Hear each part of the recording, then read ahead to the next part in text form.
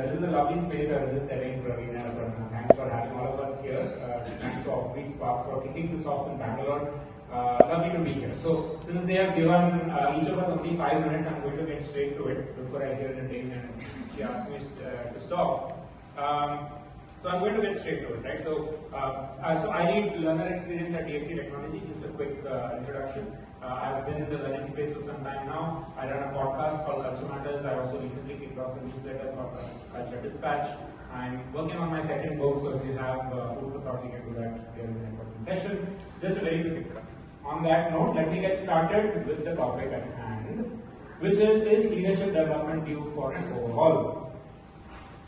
How we've always developed leaders, and I think we continue to develop leaders, including myself, is the typical assess, select, develop, and slightly working back. This assess, select, develop model, and or we do a select, develop, and content model, right? So it's either of these two. The argument that I'm trying to make is that is this method outdated? Is this process outdated? And do we need to look at refreshing this as collective learning and leadership development professionals? That's the question that I'm asking. It's a question. I'm not coming here with all of the answers, but some thoughts and ideas on how we could potentially do this. So here are some problems, right? So if we go with the traditional model of assessing, selecting, developing, or selecting and developing directly without assessing, there are some issues, and they crop up in the form of inherent biases, and at times in the form of errors, not just biases. And these are things that you will recognize, right? So you have confirmation bias, where there's over-reliance on past performance. You have all kinds of biases. Sometimes we use flawed tools, which may not always work.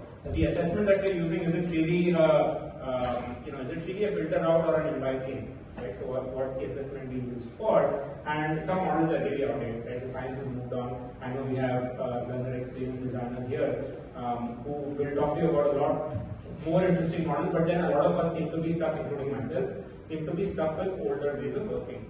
How do we move on from that is the big question that I'm trying to ask. And the other part of it is that we usually measure this, right? So immediately after the session, there's a lot of feedback that comes. 90% of the time, it's 90% of the leaders love the session. Right, and we are all happy and then we go back, but very rarely do we measure things like this. So just did the outcomes really come out, right? Are we actually measuring things like allyship, openness, advocacy, etc.? Usually the markers here, first of all, we don't know what is a significant shift and how do we measure that significant shift, right? So are the outcomes really transforming?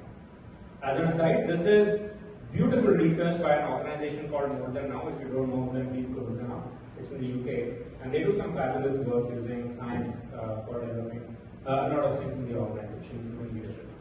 So we usually don't measure things that really tend to matter, part of it, and the other part of the problem is that we still use models and processes and methods which may not work for us anymore.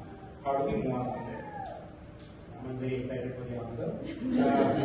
So, can we think like a scientist? This comes from Adam Grant. Can we think more like scientists? And can we turbocharge with AI? And I know that Srishti is going to talk about AI right after this, so I'm excited. So I'm going to focus on the first question, which is, how do we think more as a scientist and think about our participants, our problems, our organizations that we work with, the cohorts that we work with? Can we think of them as labs, more like labs and less like factories? So what does that mean? It means, can we begin with a hypothesis? Can we roll out a pilot? Can we test and reflect? And can we refine and then scale? Instead of starting from begin with a pilot and scale is what we usually do, these two steps usually get missed out, right? So what's the real hypothesis that we're working with, and are we really testing that hypothesis, right? That's the work that gets missed out, and that's the point that I'm trying to make here. So how do we do this, and how do we iterate on this so that we can then turbocharge using all of the wonderful AI tools that we now have at our disposal today, right? So that's the pre-work. Lots of interesting tools, amazing tools available today. But we still go back to non-reliable tools such as NVIDIA, unfortunately, but there's Big 5, there is Disk, but there's Hexaco, there is, usually we do a one-time 360, but you can do this in the form of longitudinal tools, which happens over a period of time. And moving on from grade-based assessments, can we move to measure things like emotional agility, for example, right? So, a lot of new emerging, interesting stuff that's coming up. We're not doing it only for the sake of it, but because it's more reliable and valid than what we used to have before. So that's the point. And there are plenty of models behavioral science-backed models. I'm just going to touch upon a quick few.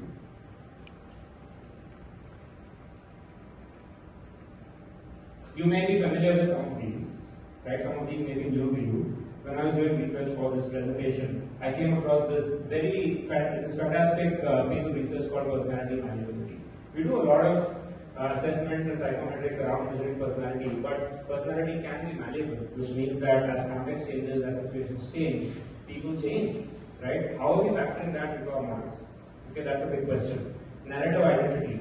Are we really helping our leaders do that deep work of sitting and understanding where they are today, what's their story, where have they been, where are we going, some of that. Social identity theory, right? Do leaders identify with the people that they are leading, or do they feel that they need to step away and lead, right? Or do they need to be away from the people that they lead? If you are seen as one among the people that you're leading, you're far more effective to be a leader, and that's what social identity theory says. So are we using some of these models, which have been, last 20 years, I think has been fantastic from a social psychology, neuroscience perspective, and there's a lot of interesting research that's come up. Are we using some of that is the real question that I'm asking. This is again going back to more than now. They do these experiments and they come up with these big results, right? So some I have put up here, you can go back and take a look. For instance, there was this study that was done where a CEO told his managers in a retail chain, they were losing people, so he went and said, do what you can to retain your people. That's all he said. No big interventions.